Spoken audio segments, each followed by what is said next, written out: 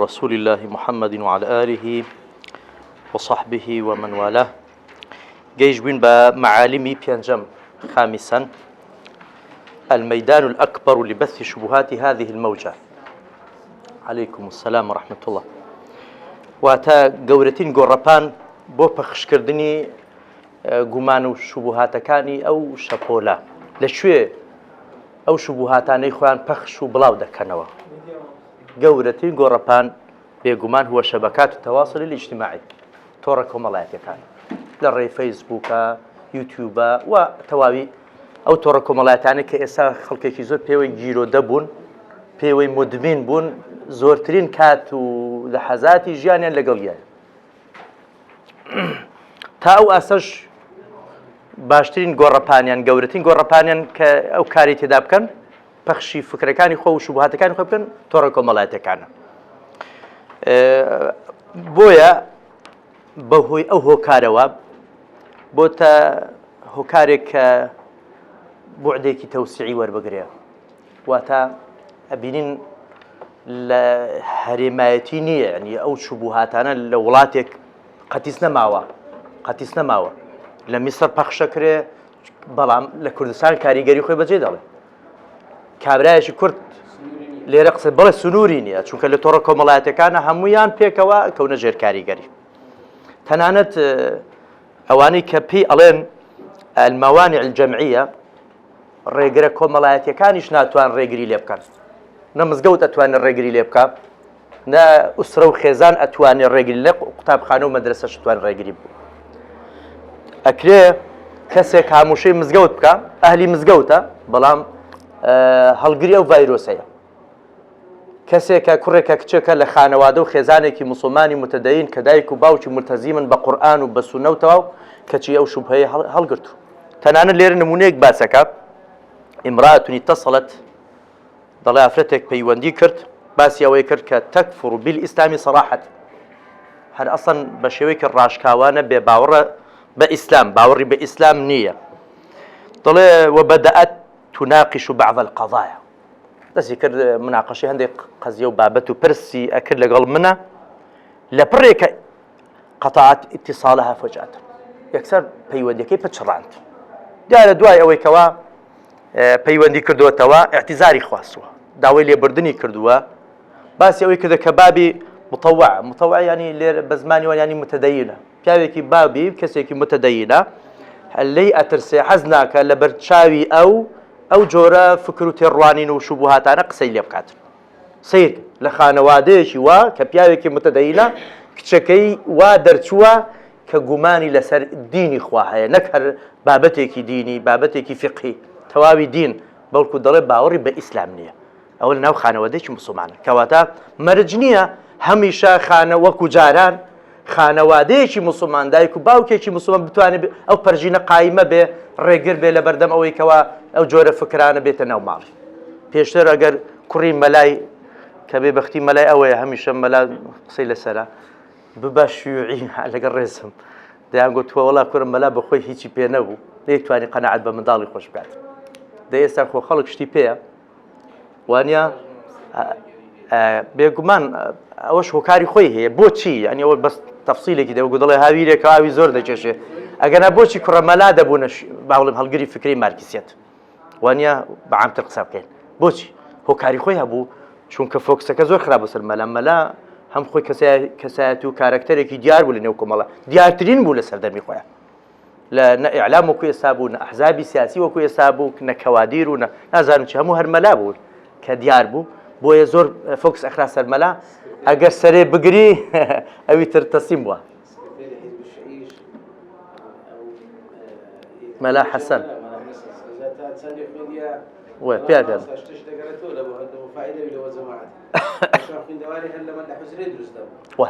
هاکە شوێنێکی خوێندەواری ئەو بووە.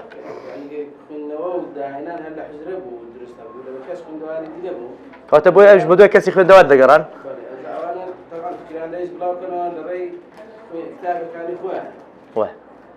ضالەکەشە لە ماڵی مامۆسای فەقیرە دیدۆسی.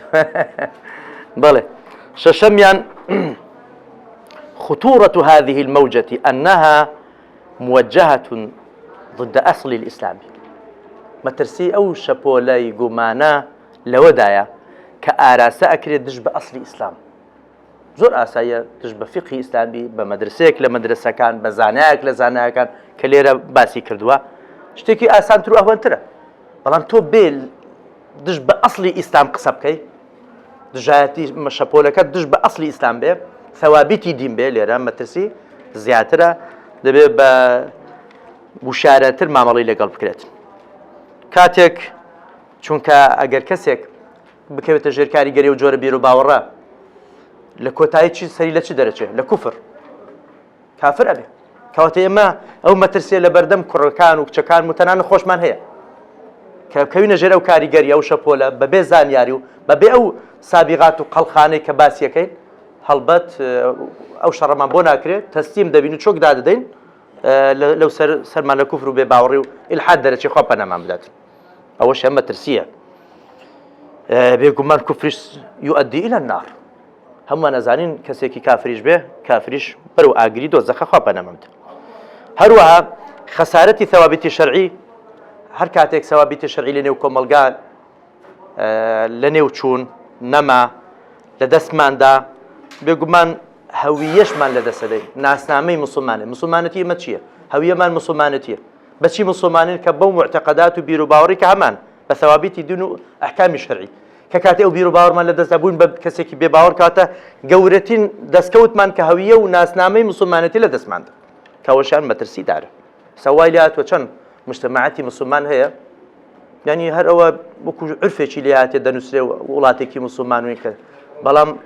وانە خەڵکێکی زۆر نە لە ڕووی حکومەوە نە لە ڕووی ئیلتیزامی عرف و نازانم چیەوە لە هیچ ڕوویەکەوە ئیلتیزامی دینیان نەماوە، تەنە لە ڕووی بیر و باوەڕیش ڕەوتی گەورە گەورە دروست بووە، خوا پەنامان بدات. بێگومان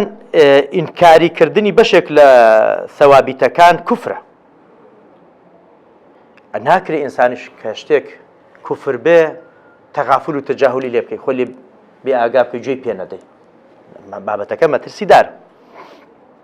جاڵێ لە مەوضوع و بابەتی شەشەم و حەوتەمی ئەو کتێبە دیارترین شوبوهاتەکانی کە لە نێو ئەو مەوجە هەیە شەرحیان ئەکەم بۆ ئەوەی بە شێوازێکی درێژ و تەفسیلی مەترسیەکان بزانین چین. حەوتەمیان مما يزيد من خطورة هذه الموجة أن أغلب المتأثرين بها هم شريحة الشباب ذكورا وإناثا. لەوەی کەوا مەترسی ئەو شەپۆلە زیاترمان بۆ دەرئەخا زیاتر ئەکا ئەوەیە کەوا زۆربەی هەر زۆری ئەوانەی کەوتونەتە ژێر کاریگەریان ئەکەونە ژێر کاریگەری ئەو شەپۆلە لە کامە توێژن توێژی گەنجانمان بە هەردوو ڕێگە زینێرومەوە.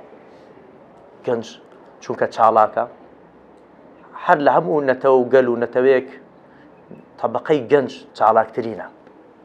حەڕووکترینە بۆیە دایمەن ڕوو ئاراسەکان ئەکرێتە گەنج چونکە ئەوانە جوڵن پیر بە زەحمەت ئەگرجی ماندوی بووە شەکەت بووە بێتاقەت بووە مەسئولیات و تەکالیفی زۆر قورسی سەرشانی هەیە بیر لە هەر زۆر بابەتان دەکات گەنج ژنی هەیە نە منداڵی هەیە نە مەسلحەتی هەیە لەنی هەر بخۆیە ماشەڵڵا گەنجین بۆیە پرسیاریشمان لێ دەکرێت و لە گەنجێتی قۆناغێکی زۆر نیعمەتێکی گەورەی خوای گەورەیە مانێ ئەوەیەکەوە دەرکەوتەی سەلبیات و لێکەوتە نەرێنی و سەلبیاتەکانی لە چەند ساڵی ئایندەدا دەرەکەوێ کەوزەن بۆ چونکە گەنجی ئێستا نەوەی دوا ڕۆژ ئێستا گەنجەکانمان ئەوانەی کە هەڵگری ئەو جۆرە فکر و تێڕوانین و ڕەوتەن ڕەنگە نەگەیشتە و ئاسەی بمن بە بانخوازێک بە مامۆسایەکی ئاینی لەسەر مینبەرا بن بە مامۆسایەک لە قوتابخانە و لە زانکۆیەکە دەرس بڵێنەوە تەنانەت نەبوون بە باوکێک خیانەوادە و خێزانێکیان لەبەردەست بێت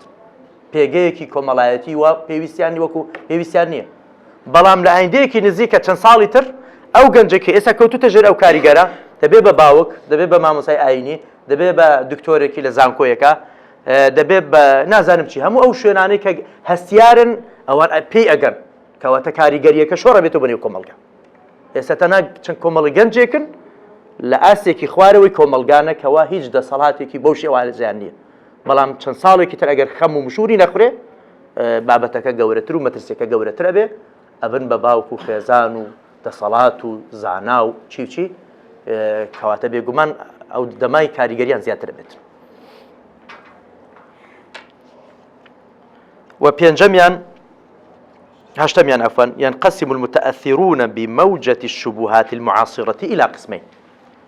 ئەوانی کە کەوتورەتە ژێر کاریگەری شەپۆلی گومانەکانی هاوچەرخ دابەشە بن بۆ دوو بەشە. بەشێکیان العابثون الفوضويون الباحثون عن أهوائهم الشخصية في ثنايا هذه الشبهات. ئەوانی کەوا بە دوای حەز و ئارەزوەکان ئەگەڕن، کەسانێکی فەوزەوین منهەجی نینە، حەزی لەکوێ ئارەزوویەکی تێر بێ ئەو ئەچێتە ئەوێ، لەکوێ دەرگایەکی بڕوا بکرێتەوە، پەنجەرەیەکی بڕوا بکرێتەوە، ڕووناکێکی بۆ بدەرکەوێ لە شوێنێکە حەزێکی تێر بێ ئەو ئەچێتە ئەوێ. ئەوانە گەڕن بۆچی؟ لە شوبهات زۆر دەرگیان بۆ دەکرێتەوە. بۆ نمونەتەوە ئەگەر شوبهە لەسەر ئەسڵی سونەت کە دروستەکەن، چەند شت هەیە لە سونەتە حرامە، لە دەرەوەی سونەت هیچ دەقێکمان نییە. چەند ئەرک و واجبات هەیە لە سونەتە واجبە، لە دەرەوەی سونەت ینی واجب ناتوانین دەقێک بدۆزینەوە، کەواتە ئەرکی ئاسانتر دەبێ و هەروەها حرامەکانی بۆ کراوەتر و حەڵالتر دەبن، وانە حەزەکانی زیاتر بۆ مەیسەر ئەبن، ئاسانە بن. بۆیە ئەوانە کۆمەڵی چەند ئەهلی ئەهوائن، ئەهلی شەهەواتن، بە دوای شەهوەت و حەز و ئارەزوەکانی خۆیان ناگەڕن. کاکە مەلایە ئەبوو هوڕەیرە و شافعینە ئەو لەو تۆ حرام دەکەن، کەی لە دەقێکم بۆ بین و لە قورئانە بڵێ حرامە، دەقێکی سەریحم بۆ بین. جەخۆ جارویە دەقمان هەیە، بەڵام ڕاستەوخۆ ڕاشکاوانە ڕەنگە و بابەتی باس نەکەن. بۆ نمونە لەو چەند ساڵی دوایێ جاروەیەک پرسیاری سەیرمان لێ دەکرێت، مامۆستا بە چ بەڵگەیەک ئیستیمنا لە گەنجی حرام دەکرێت. بە نمونێکی سادە وانە کوا دەقێک لە قورئانە بەڵێ فەرمووی قبول عندكم مثلا وش حلال عن حرام فلما هم يكلون لنا القرآن نهاتي يعني يقولون لنا حديثين عليه كحديث حديث القرآن واسين كذا تنازم أي خلقها في ركلي يعني أخوان مثلا بخوي فير كراون وهذا كوتون تجاري قال أجور برسارانا نازم أو جاري روج بوي وباسكي قلتم كره خزوري من تلفوني كي بو كردم ما جيك بيش إستا تقريبا شبك لما ألبوم تلفوني كرما مساري عرق حرام شو قلتها رحمة والدي هذا دزاني قلت ما مثلا من قري بمني سكسيك بلقل ده الأخبار ديال الشركة إيش دكا لقل كوريا كان والله أعلم ذا شتا خواري يعني بصرة وأنا بيابك الشيعي لقل ده في دقيقة قرآني نكبر حرم عليه حرام اللي تنقد غكراوه بله قلتم بيجمان قلت القرآن شون دفرمي قلتم إنما الخمر والميسر والأنصاب رجس من عمل الشيطان فاجتنبوه فهل أنتم منتهون قلت ما مسكوا هيس بس تحريمي نكرت قلت ضلي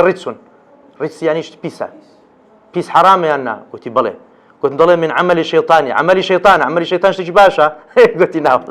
زي ما بسيك كاكا أو بس دو شيء تحريم ده سوري قال جاك شو بكم ما مسا بناوي ندم ما مساش يقول ما مسا قلت سن صالة بخلق يدلن عرق حرامة أي بول بخاري هاتو كبيغمبر صلى الله عليه وسلم عرقي خواردتو كنت نعوذ بالله خوا بدقر يا أخوة قلتي والله نصف المدكات بودين كبخاريشة رنقا بجمارش يقول باسكر به كان رسول الله صلى الله عليه وسلم يشرب النبيذ بيغمبر نبيذ يخواردوا لساو حديثة رنقا بسار كمي أو كشار زي نبي ولا راسه ماوسا يعني بيغمبر نبيذ يخواردوا كاكا أو نبي زي كلي باسي دكات جور جوازك وإسا بيضل النبيذ كجورك اللي عرق أو نبي زي خوشاوي خومن خوشاوي كاكا ميوجة يعني خورمان لناو آوي خوسان دوا چند ساعاتك وشبك دواتر خوش بووە هەندە ئاوی تێدا خواردیتەوە هەتا پێغەمبەر لێ نەگەڕاوە سەلامی خوا بگاتە سێ شەو سێ ڕۆژوانە نەبادە زیاتر بەرەو ئەوە بچێتەوە یان گوتی بیخۆنەوە لە ماڵ یان بۆ بە خزمەتکارەکانی بن یان بڕۆن بیڕێژن سەیرکە کەواتە کابرا نازانێ وشەی نەبیذ ئەو بە ئێستا دەیخوێنێتەوە مامۆستایەکی بەڕێز وەی باس کردم گوتی لە یەک لە شارەکان لە بازاری بەخۆ برایەکی ئەو گەنجانە دەڕۆیشتم گوتی هەر دەگەیشتینە ئافرەتێکی دەیگوت اللهم حسن خلقي كما حسنت خلقي تمش جارێک نادوان گوتێن تو بەڕێز ئەوە چی دەخوێن گوتی مامۆستا تو مەقصود مامۆستای ئەوە حەدیثی پێغەمبەرت نەدیێ گوتیوم گۆ کامە حەدیث گوتێ ئەوەی دەڵێ کە گەیشتە مەرئەتی ئەوها بڵێ کوڕ گوتم ئەوە میرئاتە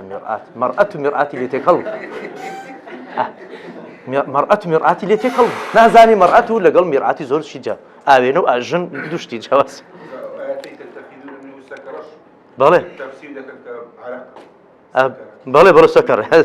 سەرخۆش جا باشەوە ئەگەر هەر بەس قورئان ئەی لە فەرمودەکانی پێغەمبەر لە نەفر لە بەڵێ بەڵێ ئەگەر سونەتەکەی ڕەتکەنەوە بەڵێ ئەوە گوتمان ئەوە جەمع بەشێکیانن بەشەکەی دووەمیان الذين تأثروا بالشبهات تأثرا فكريا حقيقيا کۆمەڵێکی ترن بە شێوەیەکی ڕاستەقینە لە ڕووی فکرەوە کەوتونەتە ژێر کاریگەری ئەو ڕەوتە و شوبهاتانە أدى إلى تبنيهم لأفكار جديدة فيها مخالفات شرعية أو سريك شاو بوشي تبني كمال فكري تازاكن كأو أفكار وفكرة تازانين تواو مخالفة لقل دقة شرعية كان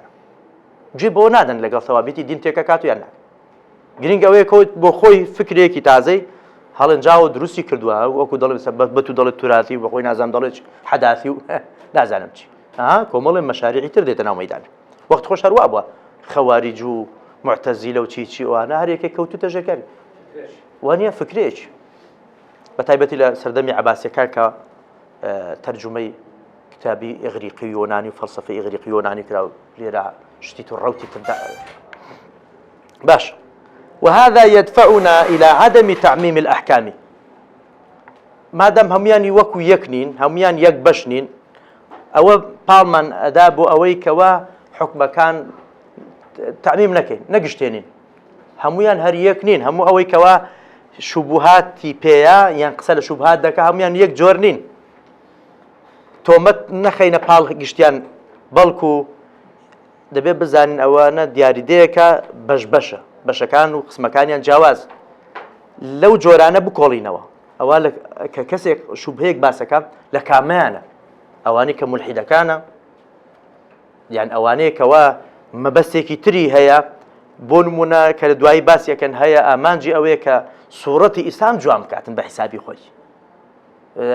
لە بواری تەجدیدە ئیش دەکاتن بۆ نمونە کەواتە دەبێ ئاگادار بین لەو بابەتە بەعام هەرچی باسی شوبهەی کرد یەک حکمیان لەسەر نەدەین هەموو هەیە کافر نییە نەعوذ بالله هەیە کافرە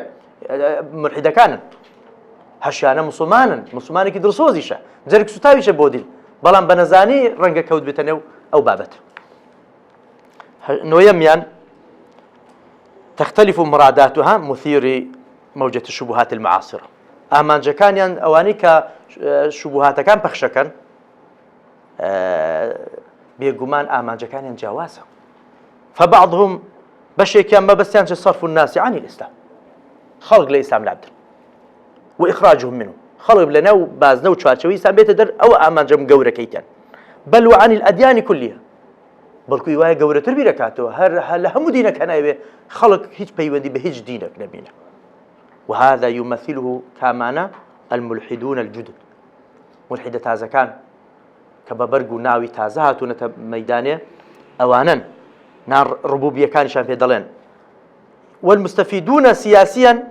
یان ئەوانەی هەندێک ئەحزابی سیاسی و ئەوانە کە لە ڕووی سیاسی کەڵک ئەبینن لە چه من ضياع قوة المسلمين گرنگەوەی مسلمان یەک نەبن مسلمانان تاقەکەیان لە هەستانەوە سەرف نەکەن با هەر خەریکی یەکتر بن پەرتەواز بن بۆ ئەوەی قووەتیان تەفەتوت بێ کیانیان تەفەتوت بێ عالەمی ئیسلامی چی بەسەر هاتووە بەداخەوار اینجا نەزەعاتی قەومی نەزەعاتی مەزهەبی دەردەدارین هەموو قەڵمان بووتە دەرد گوایە لە هێکرا دەبینین هەوڵەدن چارەسەری دەردێ بکەین لەگەڵ ئەو چارەسەریە دنیایەک دەریترمان بۆ هاتوو نازانین بە چارەسەرمان وەکو دەڵێ عیلاجێکمان پێشان دەدەن کەچی ئەوە دەردێکی تازەیە بە ناوی چارەسەر دەمادەن دەڵێن حارب الئیسلام بالئیسلام ئێستا دوژمنیش پێویستی بەوە نەمایە جەیش و سوپات بۆ ڕێخاو بینی شەڕت لەگەڵ بکات خۆمان بەسین کەوی یەکتر لەناو بین لێ نەگەرە قەت هەڵسینەوە هەر بزانمە تو هەڵسێ سەر پێ یەک ئەوە دەدەمێ وەک دەڵێ حتا سەدەیەش کات بۆت ناکرێ ڕاستی پێوە ئەوە مەترسی گەورەکەیە لە ڕووی سیاسیەوە زلهێزەکان کۆمەڵی خەڵک ئیسفادە لەو بابەتە دەکات. والبعض الآخر بەشەکەی تریان لەوانەی کە مثیری شوبهاتن کە شوبهات بڵاوەکەنەوە لا يريد هدم الإسلام ئامانجی ئەوە نیە ئیسلام بڕخێنێ ولا تفيض أو تقويض بنيانه يعني دیوارەکان و بناخەکەی لەبەر یەک هەڵوەشێنێ بل ربما يثيرها بمقصد حسن في نفسه ئامانجێکی چاکی جوانی هەیە لە نفسی خۆی ئەلا وهو ئەویش ئامانجەکەی چییە؟ تحسين صورة الإسلام تازە باسم کرد ئامانجی ئەوەیە ئەڵێ باوێنەی ئیسلام جوان بێ وێنەی ئیسلام ناشرین کراوە ناشرین بووە اینجا دێ لێرانە شوبهەیەکی دروست بووە ئەوێ ئیسلام لەگەڵ واقعێکلان لەگەڵ بابەتێک بکونچێت آخر دەڵێ والله عیبە مسلمانان لە سەدەی 21 باسی ڕەجم و باسی حەدی سەریقە و باسی عەزابی قەبر و باسی نازام کۆمەڵەشت کرد. عەلەیکم سەلام و ڕەحمەتوڵڵی وبەرەکاتوه.